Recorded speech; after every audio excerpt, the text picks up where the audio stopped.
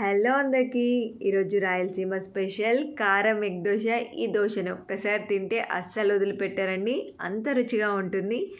ఇంకెందుకు లేట్, చేద్దాం పదండి.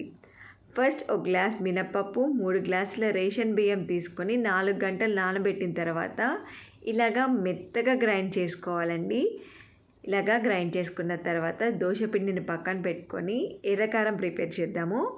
ఇప్పుడు మిక్సీ జార్ తీసుకొని 15 నుండి 20 ఎండుమిర్చి, 10 వెల్లుల్లి రెబ్బలు, చిన్న నిమ్మ సైజ్ అంత చింతపండు, రుచికి తగినంత ఉప్పు, కొన్ని వాటర్ పోసుకొని మెత్తని పేస్ట్ చేసుకోవాలి.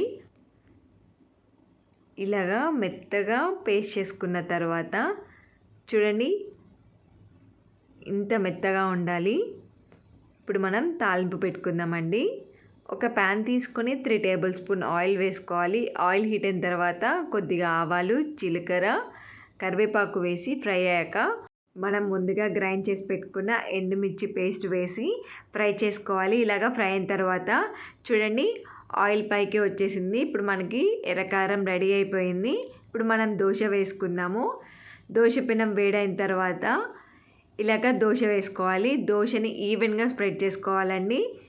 ఇప్పుడు మనం ముందుగా రెడీ చేసి పెట్టుకున్న ఎర్రకారం ఒక స్పూన్ వేసి దోశ అంతా స్ప్రెడ్ చేసుకోవాలి. ఇలా స్ప్రెడ్ చేసుకున్న తర్వాత ఎగ్ వేసుకొని దోశ అంతా స్ప్రెడ్ చేసుకుందాము. ఇప్పుడు దోశ చుట్టూ ఆయిల్ అనేది వేసుకుందామండి. ఎగ్ దోశకి ఆయిల్ కొంచెం ఎక్కువ ఉంటేనే టేస్ట్ అనేది చాలా బాగుంటుంది. ఇప్పుడు టర్న్ చేసుకుందాము. చూడండి, మనకి కారం ఎగ్ దోశ రెడీ అయిపోయింది. చూశారు కదా. ఇదే విధంగా ఇంకొక దోశ కూడా వేసుకుందాము.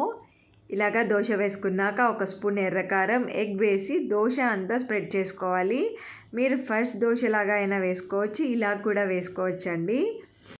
ఎప్పుడు ఒకేలా కాకుండా ఒక్కసారైనా ఈ విధంగా ఎగ్ దోశ ట్రై చేయండి. 2-3 దోశలే కాదండి, 4-5 దోశలైనా ఈజీగా తినేయచ్చు. అంత టేస్టీగా ఉంటాయి ఈ ఎగ్ దోశలు.